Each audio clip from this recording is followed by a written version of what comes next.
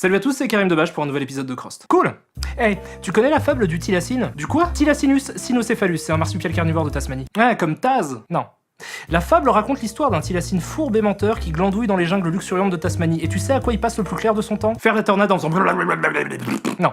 En fait, sa principale occupation est de faire des critiques de films en vidéo sur internet. Comme le Nostalgia Critique? Exactement comme le Nostalgia Critique. Ça n'a pas grand intérêt. Quoi qu'il en soit, le thylacine, qui s'appelle Rachid Tarbouche, lors d'une de ses chroniques, a solennellement promis de consacrer un épisode à Hitman de Xavier Jans. Sauf qu'au final, il l'a pas fait, donc tous les animaux de la jungle de Tasmanie se sont retournés contre Rachid Tarbouche, et ils lui ont arraché le visage. À lui et à tous les autres thylacines, l'espèce a complètement disparu. Ouais, c'est un peu bizarre comme fable, hein, d'autant que la morale passe un peu au second plan vu que tu évoques quand même la disparition d'une espèce tout entière. Fais Hitman, la putain de ta race. Hitman est un film d'action franco-américain sorti le 21 novembre 2007 aux États-Unis. Comme pour Max Payne, il s'agit donc de l'adaptation d'un jeu vidéo sorti au début des années 2000. Le film est sorti à peu près 7 ans après la sortie du jeu comme pour Max Payne, et comme pour Max Payne, il est distribué par la 20th Century Fox. Il y a néanmoins une différence majeure entre les deux films. Max Payne a été réalisé par John Moore, un cinéaste connu pour être un faiseur à la solde des studios qui exécute ce qu'on lui demande sans trop poser de questions. C'est ce qu'on appelle un yes man à Hollywood. D'ailleurs, tous ces films sont produits par la 20th Century Fox. Hitman, quant à lui, a été réalisé par Cocorico, Xavier Jans. Ils ont filé ça à un poulet. Quoi? Non, c'est les coqs qui font Cocorico. Ça me paraît tout aussi con. Je voulais juste dire qu'ils ont filé le film à un Français. Et ça fait de lui un poulet. Pas un poulet. Un coq. Xavier Jans est un cinéaste de genre français autodidacte qui a appris le métier à la dure en étant assistant sur des tournages. Le premier film qu'il réalise est Frontières, un film d'horreur produit par Luc Besson avec Estelle Lefébure et Samuel Le Bihan. Oh mon dieu, ça a l'air terrifiant. Il est intéressant de noter que Frontières, même s'il a été tourné avant Hitman, est sorti après ce dernier, Besson ayant réussi à convaincre les producteurs du film de faire confiance à Jans. Frontières. Il y a certaines limites à ne pas franchir. Donc Hitman le film commence dans ce qu'on appelle l'organisation. Tellement secrète que nul ne sait qu'elle existe. Une école de l'extrême où on tatoue des codes barres à des enfants, la référence est évidente, c'est Poudlard, et où on apprend à des chauves à devenir des tueurs à gages. Ah non, moi c'est à cause des radiations. L'un d'entre eux, 47, surprend un agent d'Interpol chez lui et entreprend, en tout bon père castor qui se respecte, de lui raconter une histoire. Et c'est cette histoire qui va constituer le film. Donc tout commence au Niger où on fait la connaissance d'un personnage interprété par Eric Ebouané. Il est sur le point d'égorger un mec pour une raison prétexte qui justifie une scène d'exposition qui va être utile pour introduire le personnage de 47. Il lui coupe le bras et se rend compte qu'il y a quelque chose de bizarre avec sa gorge et qu'en plus, il a une voix de robot. Ils ont juste le temps de se rendre compte qu'ils ont été piégés quand le méchant manchot explose parce que 47 avait caché une bombe dans sa trachée. Ok, donc on va s'arrêter là quelques instants. Déjà, j'ai du mal à comprendre pourquoi foutre une bombe dans la gorge de quelqu'un lui donne une voix de robot. Mais ça encore, je veux bien l'admettre. Par contre, je trouve qu'il y a un vrai souci dans cette séquence. Imaginez que vous êtes un tueur à gages. Ok. Quel est votre objectif premier? Tuer. Voilà, vous êtes un professionnel, vous voulez courir aucun risque et vous avez décidé de piéger le corps d'un pauvre type pour tout faire péter. Ça arrive. Pourquoi lui foutre la bombe dans la gorge? C'est assez évident que le mec a subi de la chirurgie et ça a un impact direct sur sa voix, visiblement. Ouais, je confirme. Ah, arrête de faire ça, t'es pas vraiment un tueur à gages, c'est insupportable. Non. C'est les radiations. Bon, l'agent d'Interpol du début se retrouve au QG de la police fédérale du Niger. Ah, impossible. Pourquoi ça? Déjà parce que Interpol envoie pas de gens pour enquêter, c'est juste un organisme d'études et d'analyse qui fournit une base de données aux polices des pays membres. Bon ok, je te l'accorde, mais c'est pas si grave, tous les films font ça. C'est une convention de cinéma américain qu'ils utilisent pour recréer la dynamique classique de l'agent du FBI qui entre en conflit avec la police locale. Sauf que si ça se passe en dehors des États-Unis, bah le FBI a rien à foutre là. Donc ils appellent ça Interpol, mais ça ressemble effectivement pas au vrai Interpol. Joli. Mais il y a aussi le fait que tout le film est un flashback raconté par 47. Donc pour le spectateur, c'est impossible d'assister à une séquence à laquelle 47 lui-même n'a pas assisté. Mais il y a aussi une raison à ça. Laquelle? J'ai pas envie de te le dire. Oh. Allez, s'il te plaît. Je disais donc, l'agent d'Interpol se retrouve au QG de la police fédérale du Niger et fait monter la hype sur 47 en expliquant qu'il est recherché par la planète entière pour une série de meurtres. L'agence demande ensuite à ce dernier, par l'intermédiaire de Diana, une voix qui parle à 47 au travers de son ordinateur, Mission en Afrique validée. oh mon dieu, c'est une bombe, de s'occuper de buter Mikhail Belikov. le président russe. Il s'exécute et l'exécute. Ça passe. Et le descend d'une balle de sniper en pleine tête. Tiré à plus de 4 km de là. Avant que vous ayez le temps de vous rendre compte que putain 4 km c'est quand même vachement loin, y a pas une seule arme au monde qui peut atteindre une cible à cette distance, Hitman est recontacté par l'organisation qui lui explique qu'un témoin a assisté au meurtre et qu'il doit s'en occuper. Et je pense que cette scène est censée prouver le courage de 47 qui quand même, juste après avoir buté le président russe, se retrouve en plein jour au milieu d'une gare en train d'en discuter tranquille avec une voix de robot qui sort de son ordi portable. Nous avons un problème, il y a eu un témoin à Saint-Pétersbourg. Il retrouve le témoin qui s'avère littéralement être The Girl with the Dragon Tattoo et qui est interprété par Olga Kurilenko que vous avez déjà vu dans Max Payne. Mais avant de la tuer, il comprend qu'elle n'a jamais été témoin de quoi que ce soit et décide de ne pas le faire. Ok, c'est une situation étrange qui arrive au moment où devrait arriver un élément modificateur qui viendrait bousculer la situation initiale et lancer l'intrigue. Tu crois que... Ouais, on va avoir droit au gimmick de l'agent trahi par sa propre organisation. Champagne. Il me reste juste un fond de bière tiède. Fond de bière tiède. Bon, il y a définitivement quelque chose de pourri au royaume des tueurs à gages et ça va pas s'arranger parce que 47 apprend que le président russe n'est pas vraiment mort. Ou en tout cas, c'est ce que le monde croit. Mystère, mystère, alors fantôme, clone, jumeau, sosie. Sosie. J'ai vu le film en fait. Ouais, en fait, c'est le sosie de Belikov qui a commandité son meurtre pour prendre sa place et devenir le grand pop du sanctuaire. Et comme si tout cela ne suffisait pas pour rendre la journée de 47 vraiment merdique, les flics débarquent dans sa chambre d'hôtel pour l'arrêter. Ils les Kevin McAllisterisent avec quelques pièges qui font boum boum, sautent par la fenêtre pour atterrir dans la chambre du dessous. Une chambre dans laquelle deux gosses jouent à Hitman. Je vais vous demander de faire l'effort de sortir des débris du 4e mur qui viennent de vous tomber sur le coin de la gueule et de vous reconcentrer sur l'ami 47 qui va récupérer ses flingues qu'il avait laissés dans le bac à glaçons à l'étage du dessous. Il a eu la chance qu'aucun frigo soit tombé en panne. Il s'échappe, retrouve Olga et va trouver un agent de la CIA pour avoir des infos. Donc ils prennent le train à Saint-Pétersbourg mais sont retrouvés par plein de méchants. Très bien. Pause. Bon, je sais pas si ce que je vais dire est vrai parce que j'ai jamais foutu les pieds dans une gare à Saint-Pétersbourg, mais il y a par contre une gare que je connais très bien. C'est la gare Montparnasse.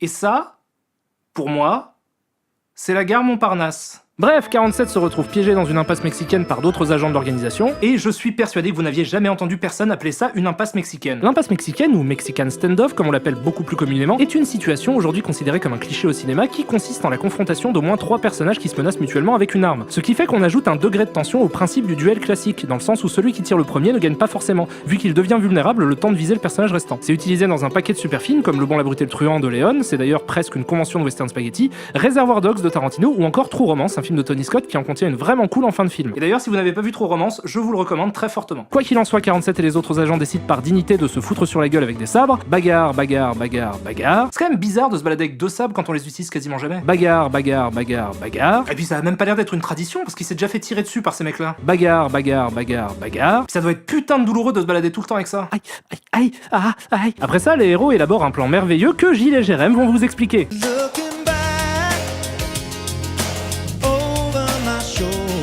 Alors Gilles a fait un habillage comme dans Minority Report.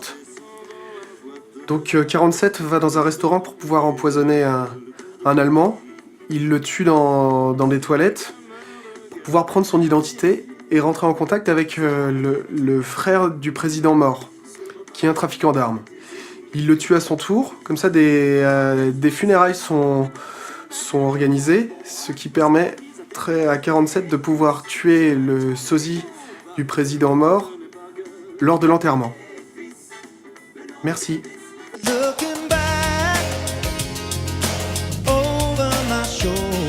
Bon, ça a l'air d'être un excellent plan, mais ça va demander du temps et du travail, alors on s'y met tout de suite les gars. Après une petite balade en amoureux à Istanbul. Raindrops are falling on my head, and just like the guy whose feet are... Bon, à partir de là, 47 exécute son plan, donc je vais vite finir, il empoisonne des gens, il joue aux devinettes. Il y a une femme qui est assise de table derrière toi. Elle porte quoi? Ce n'est pas une femme. Il bute le frère du président, il arrache des oreilles, il massacre des méchants, il finit par buter le sosie pas gentil, mais il se fait arrêter par l'agent d'Interpol, qui a depuis appris à se téléporter. Regardez, là il est là. Et là, il est là. Impressionnant. 47 arrive finalement à s'échapper et on se retrouve au début du film chez l'agent d'Interpol. 47 lui dit qu'il se fera passer pour mort et se casse pour jouer le poseur sur des toits comme le super-héros pourrave qu'il aurait rêvé être. Waouh, t'as complètement rushé la fin du film. Ouais, j'ai eu envie de préserver un peu de votre santé mentale. Ouais, j'ai une super idée. C'est enthousiasmant. Tu pourrais finir sur une synthèse qui explique ce qui t'a plu ou ce qui t'a déplu dans le film, comme une espèce de grosse conclusion. Est-ce que t'as déjà regardé un épisode de l'émission? L'émi quoi? Alors, cette fois, pour que ma conclusion ait du sens, je suis obligé de vous donner quelques infos sur la fabrication du film. Donc, comme je vous l'ai dit, le film est réalisé par Xavier Jans et distribué par la Fox. Ce qu'il faut savoir, c'est que depuis quelques années, Hollywood va régulièrement piocher dans les réalisateurs de genre français pour s'occuper de projets au rabais, parfois sans même avoir vu un film entier du réalisateur en question. C'est le cas pour Jans, évidemment, puisque Frontières n'était pas encore sorti à ce moment-là. C'est un procédé qui peut parfois donner de belles choses, par exemple, moi j'apprécie beaucoup ce que fait Alexandre Aja aux États-Unis, mais assez souvent, les réals se retrouvent coincés et se voient dépossédés de leur film. Étant donné que le cinéma de genre passe un peu au second plan en France, les réals qui officient dans ce domaine sont souvent ignorés par les grandes instances du cinéma français. Ils se retrouvent donc dans une situation où les seules personnes qui les appellent pour bosser sur des films sont les studios hollywoodiens, qui ont en stock des tonnes et des tonnes de scénars, souvent peu intéressants, et surtout un paquet de pognon pour les réaliser. C'est pas exactement le cas pour Hitman, parce que c'est un film que Jans avait très envie de faire, mais l'idée est la même. Donc, c'est pas une situation évidente pour les réals en question, et c'est très dur, je pense, de refuser des offres comme celle-ci, surtout que nombre de cinéastes de genre qui bossent à Hollywood ont un rayonnement international, et je me dis qu'ils ont tous envie d'être un nouveau Carpenter. Le problème, c'est que ces grands réals de genre américains ne sont pas la norme là-bas, c'est des exceptions, des anomalies. Donc la plupart du temps,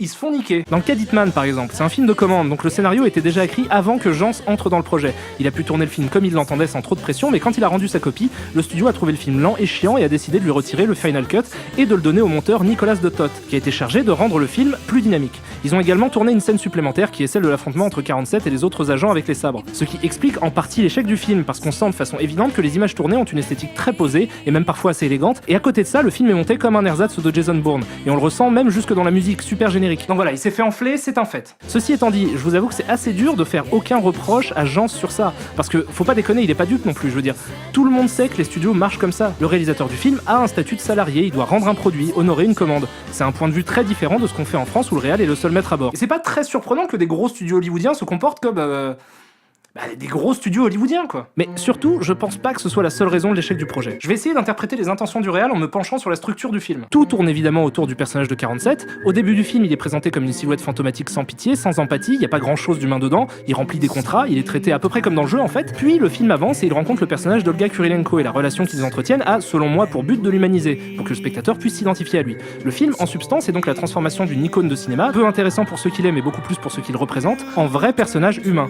Dans un genre un peu différent, c'est le même principe que dans Kill Bill 1 et 2, où la mariée du premier opus devient Béatrix Kiddo dans le deuxième. Et je vous avoue que je trouve ça assez pertinent dans le cadre d'une adaptation parce que ça va agir comme une métaphore du passage au cinéma d'un personnage iconique du jeu vidéo. Sauf que moi j'y crois pas du tout. Et alors j'ai encore du mal à voir si c'est à cause du jeu des acteurs ou du rythme bâtard, mais je n'arrive pas une seule seconde à voir ne serait-ce qu'un brin d'humanité dans le personnage de 47. J'ai juste l'impression de voir Timothy Olyphant, que vous connaissez sûrement pour ses rôles dans Scream 2, Go ou Die Hard 4 au cinéma, ou même dans Deadwood et Justified à la télé, le cul entre deux chaises. Il est jamais flippant parce qu'on le voit interagir maladroitement avec Kurilenko, et il est jamais touchant parce qu'il fait malgré tout preuve de beaucoup de cruauté tout au long du film. Donc, dans la théorie, j'aime l'idée, mais dans les faits, le personnage n'arrive jamais à avoir d'impact sur moi, d'autant qu'il est parfois filmé comme un super-héros à la con. Par exemple, ce plan qui termine le film est assez symptomatique du problème. Une légère contre-plongée, un ralenti, une pause iconique, et oh mon dieu, la lune nous fonce dessus! C'est impossible d'avoir peur de ce personnage-là, parce qu'il manque au plan un sens du réel, quelque chose de moins léché. Si vous prenez Javier Bardem dans No Country for Old Men, il est terrifiant dans les scènes où il est filmé normalement. Donc moi, ça me dérange pas de suivre un personnage froid et inhumain, mais là, c'est le film qui est froid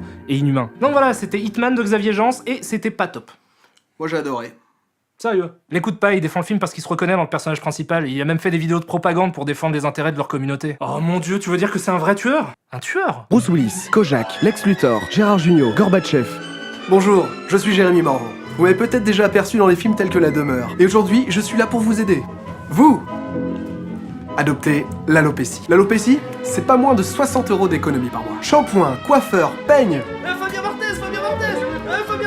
Non. Gagner un sex appeal en quelques coups d'économe. Et comme on dit, alopécie, ici Damien. Life could be a dream if I could take you up in paradise up above. If you would tell me I'm the only one that you love, life could be a dream. Sweetheart, hello, hello again. Shaboom, and open, we'll meet again, boom.